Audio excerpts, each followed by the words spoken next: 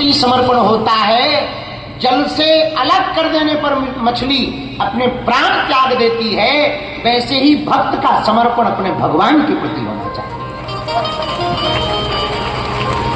यदि आपसे हम अलग हुए तो हम प्राण त्याग दें। और ये बात हम ऐसी नहीं कह रहे कोरी, ये समर्पण था किसके अंदर? दशरथ जी के अंदर। जब तक राम जी घर में थे तब तक दशरथ जी जीवित रहे। जब पता लगा राम जी वन चले गए तो राम राम कही, राम कही, राम राम कहे राम।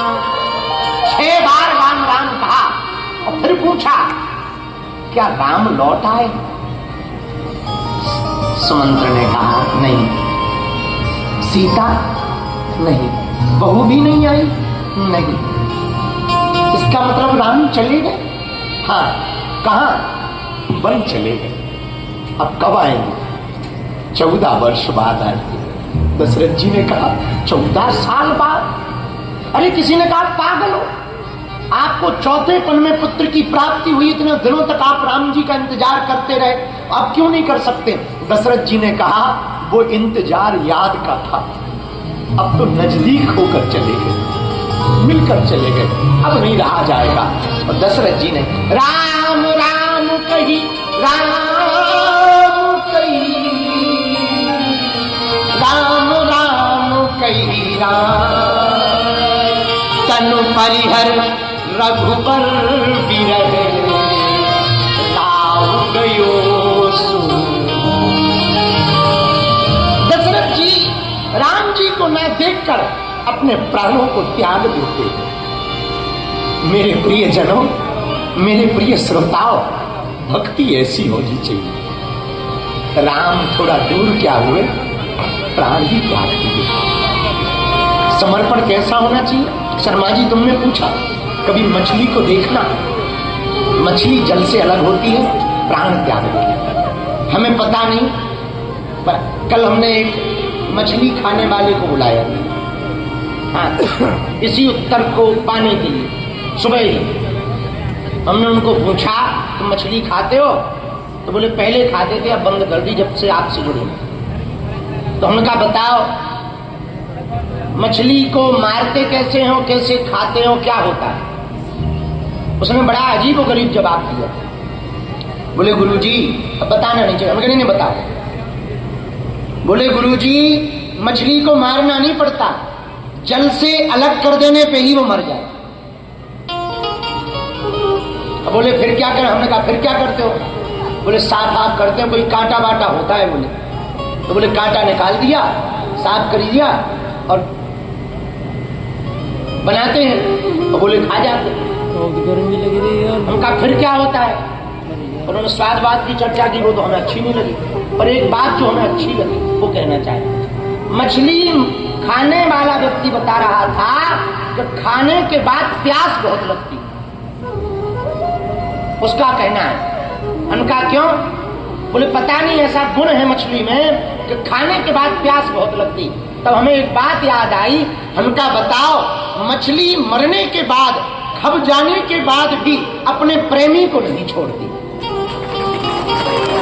है? अपने प्रेमी को नहीं छोड़ती।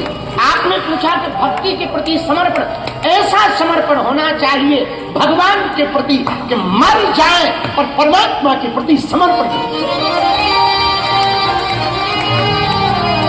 इतना समर्पण नींद का। इसलिए हमको पहले पता नहीं था, अब हमको एक उदाहरण पता लगा, इसीलिए ज्यादातर कथाओं में मछली का उदाहरण दिया जाता, मीन का, क्योंकि मीन का जो प्रेम है अभूतपूर्व है। शर्मा जी आपने पूछा भक्ति का समर्पण कैसा हो? जैसे हंसा का मोती के प्रति समर्पण, वैसा समर्पण कैसा हो? जैसे देखो, 2 जानवरों के बच्चों से सीख लो। आपने कभी बंदरिया को छोटा बच्चा लिए देखा है? बोलो, देखा होगा। बंदरिया अपने बच्चे को पकड़ती है या बच्चा अपनी मां को पकड़ता है? हाँ, तो भक्ति बंदरिया के बच्चे जैसी मत करना। पूछो क्यों? पूछो क्योंकि हम लोगों की पकड़ कमजोर है। तो जब भी गुरु जी के सामने, कोई सिद्ध महापुरुष के सामने या भगवान के सामने जाना, तो ये मत कहना कि हमने आपको पकड़ लिया। नहीं, आप बंदरिया का बच्चा बन जाओगे, क्योंकि बंदरिया के बच्चे को माँ को पकड़ना पड़ता है, लेकिन एक होती बिल्ली, बिल्ली का बच्चा माँ को नहीं पकड़ता है, माँ को बच्चे को पकड़ना पड़ता है। ऐसा ही भगवान के प्रति समर्पण होना चाहिए कि हे प्रभु, हमारा तो, हम तो ऐसे डरे हैं, आप हमारी बात पकड़ लो, हम पर कृपा कर दो, बस हो गया काम। एक बात बोले, भगवान निर्बल को ही सबल बनाते हैं, शरणागतों के ही दीन वत्सल।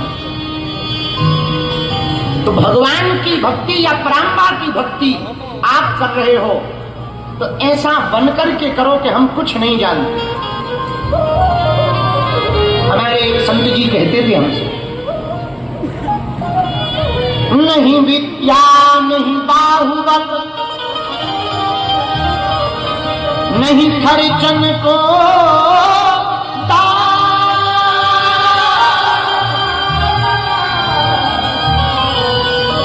मोसे पतित अपंग की तुम पति राखो। ना तो विद्या है, ना बल है, बुद्धि तो है ही नहीं प्रभु। हमारे जैसा अपंग कौन होगा? दीनानाथ अनाथ का भला मिला संयोग, और यदि अब तुम तारोगे नहीं तो हंसी करेंगे। आपके अलावा कौन है हमारा? इस जगत प्रीति, किसी को किसी से यहाँ प्रेम नहीं है, सबका स्वार्थ से प्रेम है। रुपया मिल जाए, पैसा मिल जाए, फोटो खिंच जाए, नाम हो जाए, प्रसिद्धि मिल जाए, कोई बहुत बड़ा चमत्कार हो जाए, हनुमान जी से प्रेम थोड़ी है सबको ना। हमारे यहाँ भी आते ना, सबको बालाजी से प्रेम नहीं है, अपने अपने स्वार्थ से प्रेम है, इसलिए बालाजी से प्रेम है। भैया एक बात कहें, हम मांग मांग कर बहुत भगवान की भक्ति करते हैं, कभी बिना मांगे हुए उसको पाने की भक्ति करते, उसको प्राप्त करने की भक्ति करना। हम अपने जीवन का, अनेक हमारे जीवन में ऐसी घटनाएं घटी जिससे हमने भगवान से कुछ कहना ही छोड़ दिया, कुछ नहीं कहते। चिंता मन में रहती है, चिंतन रहता है, जैसे अभी मन में चिंता है अस्पताल बनाना है, पर हमने कभी हनुमान जी को प्रार्थना नहीं की। हाँ, ये कहा बनाना है, हम पुरुषार्थ करेंगे, कथाएं सुनाएंगे, जगत भक्तों का भला होगा, जो मिलेगा उसी से बना देंगे, जो चढ़ोतरी आएगी उसी से बना देंगे। लेकिन कभी ये नहीं कहा कि आप ये कर ही दो, ऐसा कर दो, वैसा कर दो। क्या कहना, वो तो सब जानते हैं भैया, उनसे बड़ा दयालु कौन है? हमारे जैसे नालायक गांव के गवार, कोई हमारी सामर्थ्यता नहीं, कोई हमारी पात्रता नहीं, हमारा किंचित मात्र भी जीवन उनके लायक नहीं है। जब हमारे जैसे अपात्र को, अब गड़ा कितना बड़ा नहीं है, गड़ा किस किस ने देखा? हाथ उठाओ, देखा है ना? हमारा गांव देखा? अच्छा, आप लोगों में से कोई हमारे पुराने घर गया? बहुत लोग गए हों। जहां हमारी माता जी रहती थी, छोटी सी एक झोपड़ी है, उसी घर से यहाँ तक हम पैदल आते थे रोज। दादाजी यहीं, जहाँ हमारी अभी कुटिया बनी साधना की, वहीं बगल में गुरु जी की कुटिया थी। दादाजी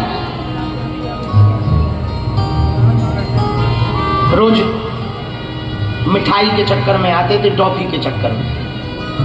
दादाजी के पास मिठाई चढ़ती थी, कोई जगत भगत आ जाता तो मिठाई चढ़ा देता था। हमारी हालत खस्ता थी, घर पे भोजन रहते नहीं तो मिठाई के चक्कर में आते। हमें क्या पता था कि ऐसी मिठाई खाएंगे कि यहीं के हो जाएंगे।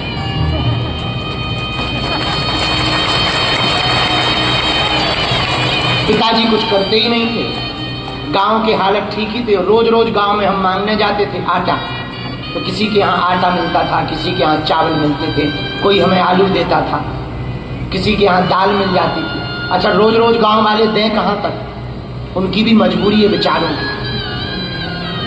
तो फिर कोई कुछ लोग दरवाजा बंद कर लेंगे।